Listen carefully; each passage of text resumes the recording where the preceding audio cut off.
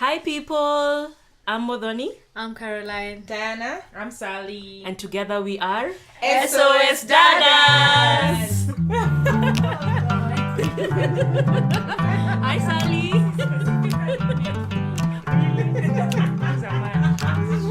She didn't know what she was doing.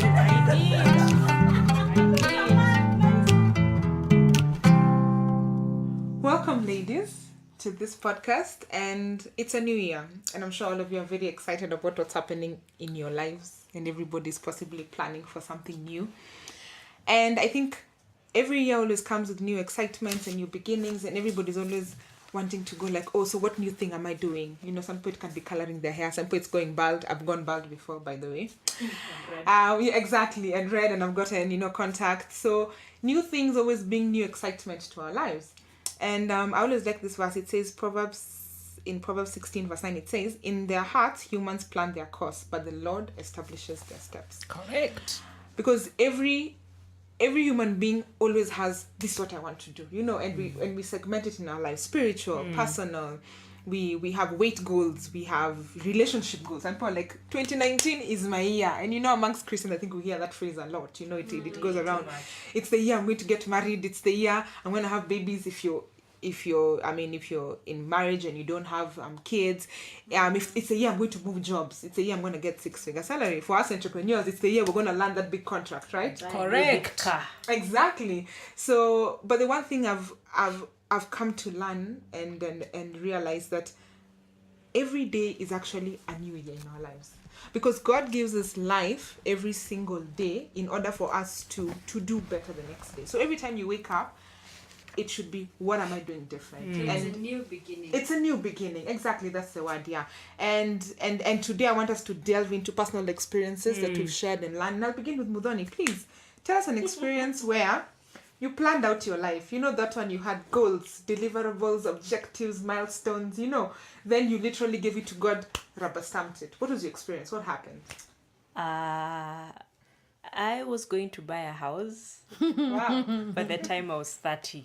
Yay. Wow. Oh yeah, I even knew where it was going to be. I knew how much it was going to cost. And I think I did a job, and that month I made money. So I was like, I can actually pay cash money for this house. I'm no mortgages, no nothing. It was a 3-bedroom in Kikuyu. I had the floor plans. I was even knocking down walls because it's my house. I was going to buy it, and I'm an interior designer. I'm going to buy it off plan. I was shipping in bathtubs in my head from Italy. It was like cast iron, so it's really heavy. And I was wondering if that's really going to be strong enough to hold this bathtub. Yeah. So that didn't happen. How old were you, Mudhoni? I think that dream for having a house began at 24. No, even earlier, because I think in my mind I always knew, maybe even 18. So I think in my mind I always knew, I'm going to own a house, I'm going to own a house, I'm going to own a house. What I didn't think about is, because I also saw my parents, like them, but I didn't realize how old they were when they were buying a house. Exactly. Because it's later on when I realized this thing ain't happening, and I realized they were 40s, 45. So this thing for 30, I didn't even know where it came from. It's just that I liked houses so much, and I was going to be able to practice my interior design in it, and it was going to be amazing. Yeah. Let me tell you, 30 came. I hadn't even moved out. Yani, literally. Story of our lives. Yani, I moved out at 29 years old, 364 days. Just then basically my birthday eve, as in like, I was like, it was. yeah, it was. I actually moved out the night before my birthday and slept in my house because I was like, I am not turning 30 in my mother's. So forget even The floor plans. forget even the floor plans, the house in Kikuyu, even renting was an issue. So you said when you go like humble thyself, these plans that, because you're planning about how you're going to ship in things from Italy.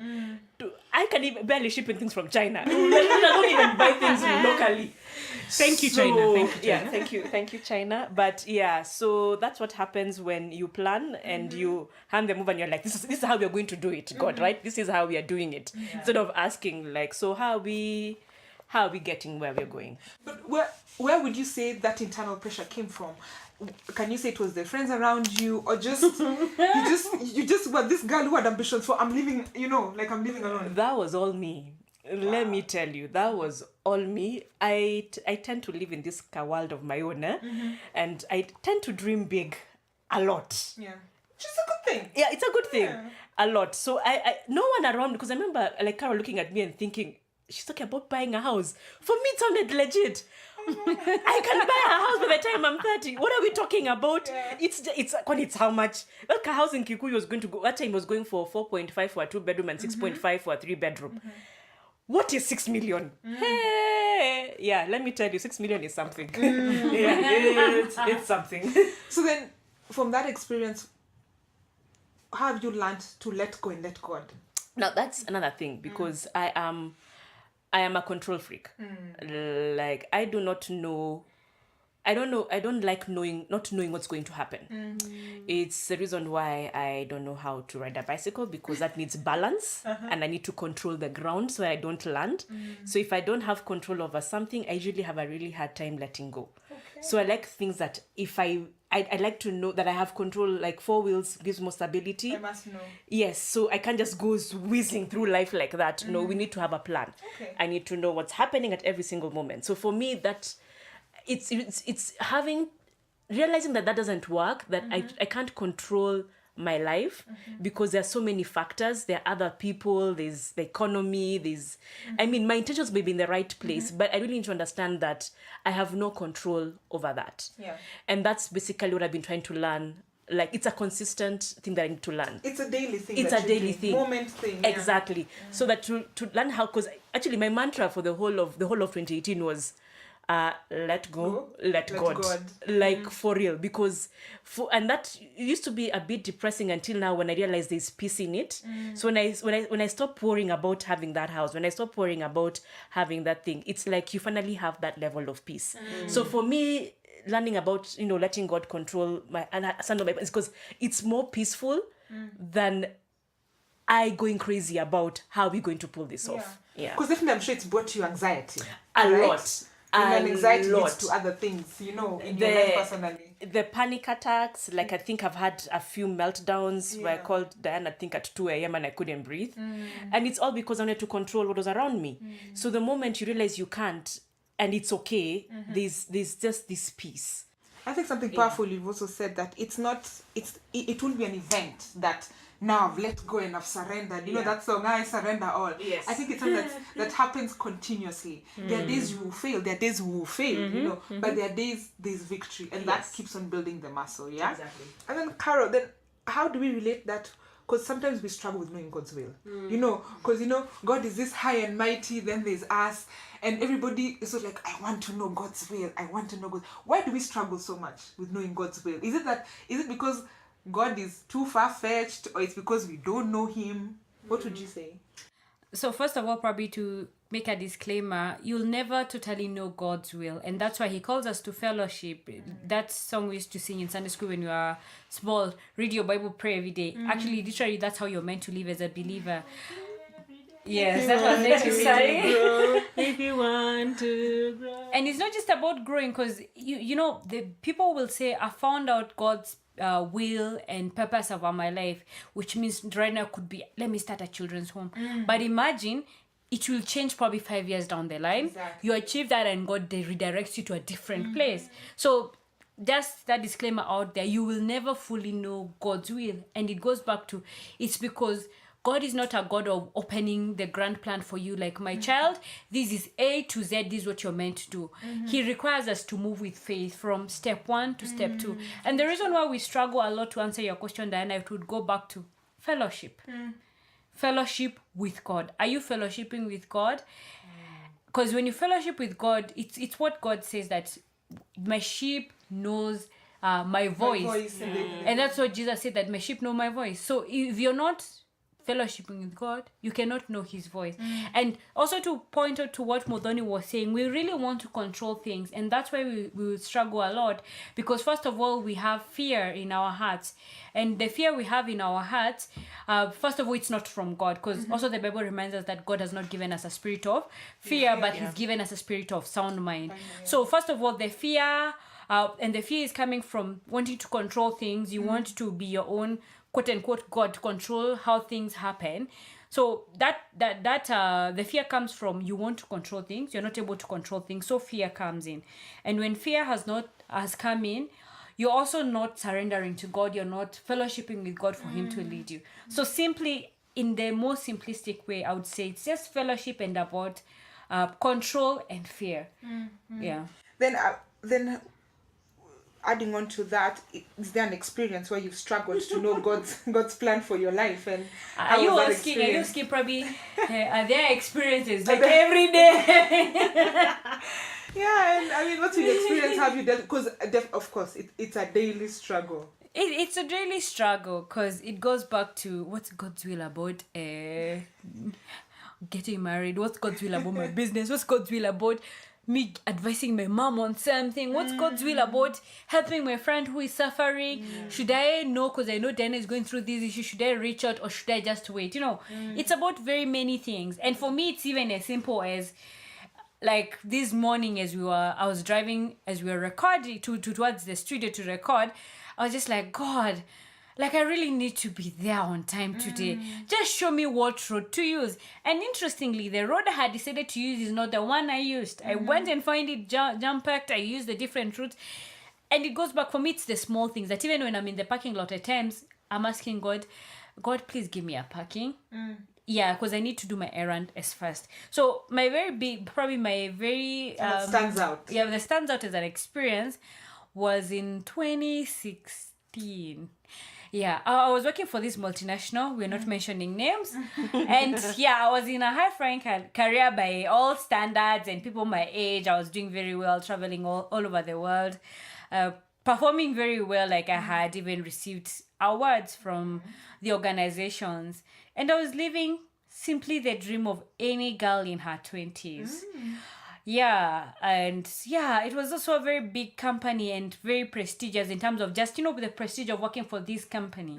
That when I went for events, even you tell someone where you work, Maze, the respect you get was Look crazy. at you differently, yeah? Yeah, and no, other than that, no, also the money was good. Yeah. So I remember this one day coming back from home. I had a very productive day at work, having an awesome time.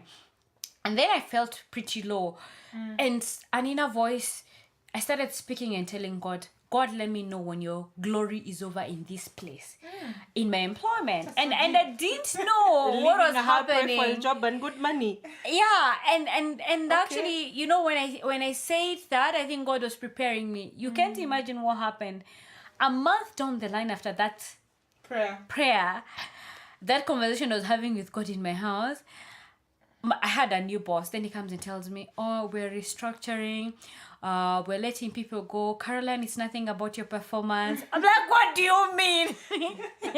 Now, the interesting thing is that there was also another senior boss than the boss who was telling me about the region, letting me go. Now, this boss is the person who had hired me, and he'd seen the difference I'd made in the company's work in the 2.5 years I'd been there.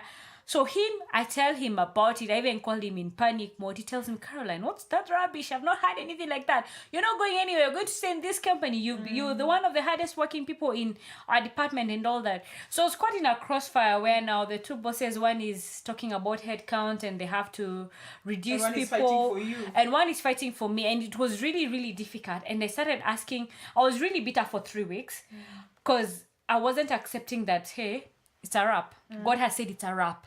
And I wasn't even connecting back the dots to this prayer that God prepared you a month ago to say that, let me know when your glory is over in this place. Amen. It was really, really hard because I had this dream in my head that I would leave employment at 35. And that time I was 28, yeah. 28, I think I was 28. I had this dream that I had 7 more years to work, build my capital, and then I would start a consultancy. Love it. Yeah. Like I had a big There's a plan. big plan. Actually, I had written it when we were doing our masters, the leadership plan we had done for ourselves.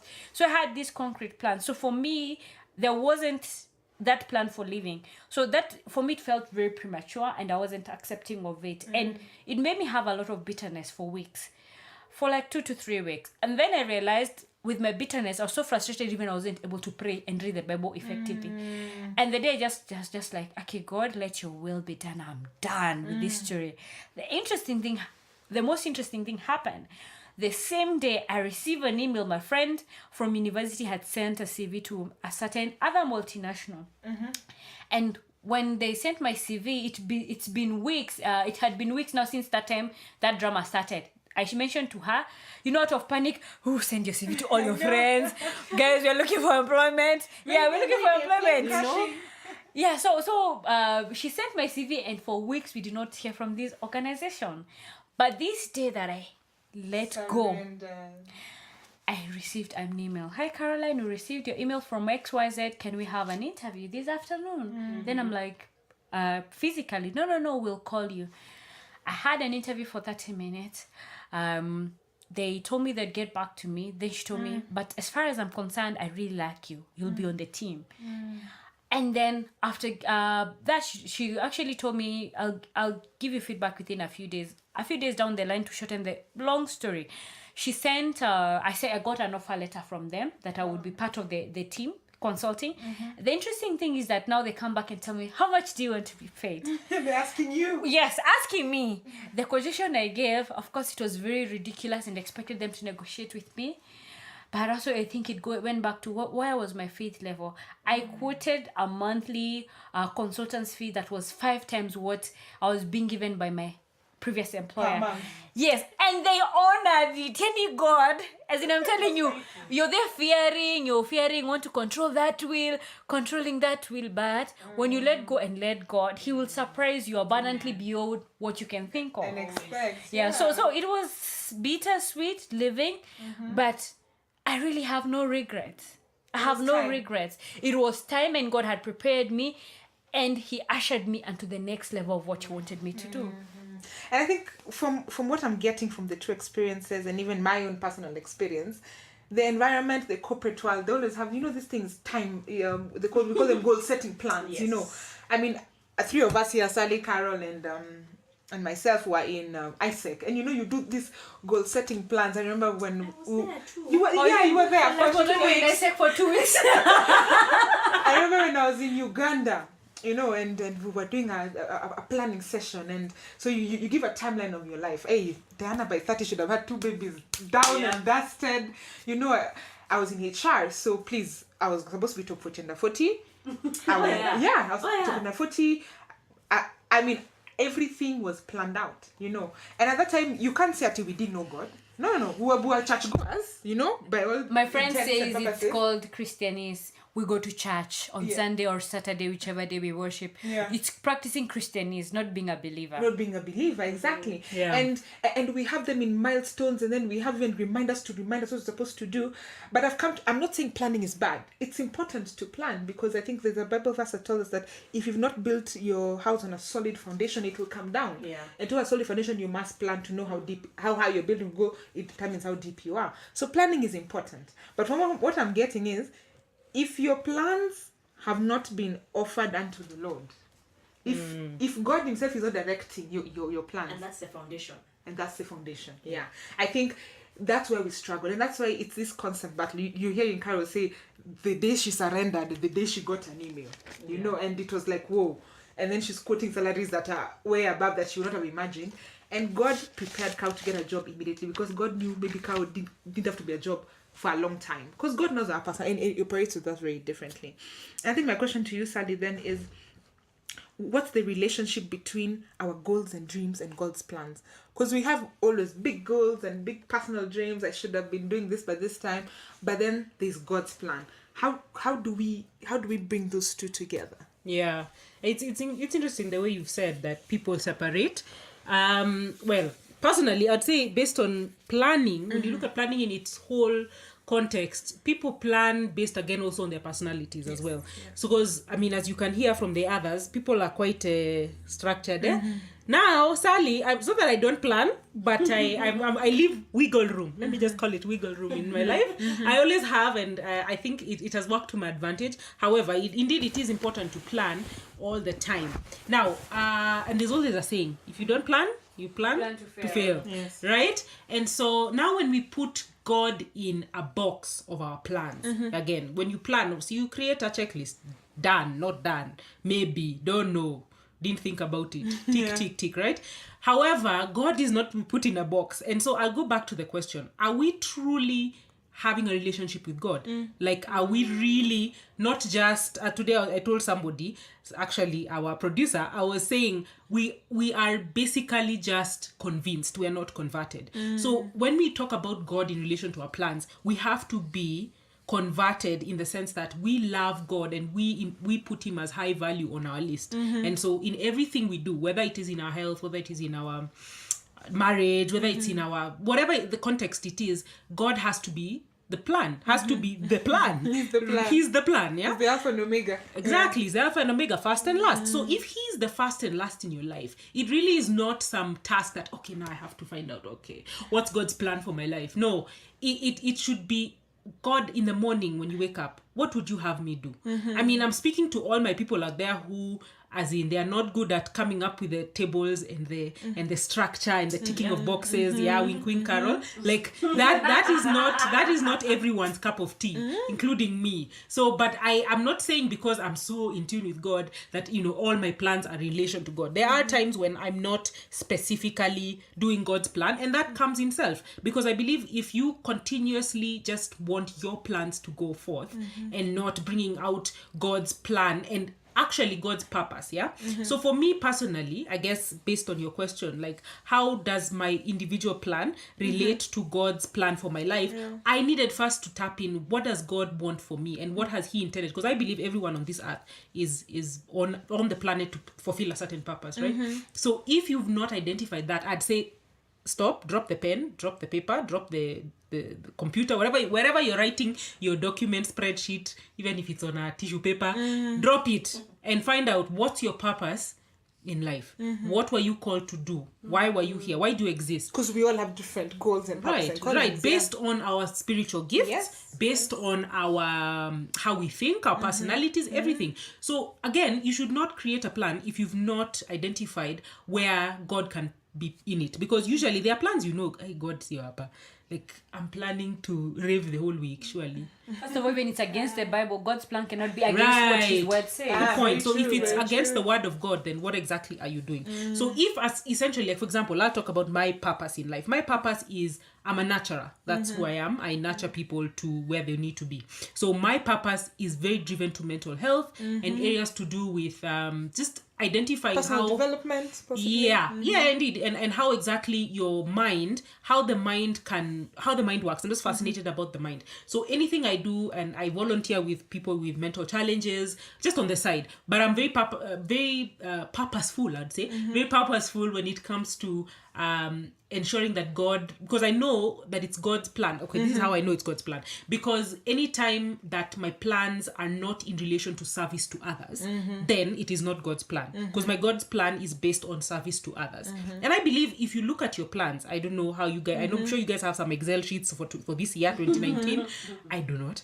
So I'm just saying, like, I just do checks. What do I call it? Quality checks, like pit stops, the way you have to stop for in a gas station when you drive here and there.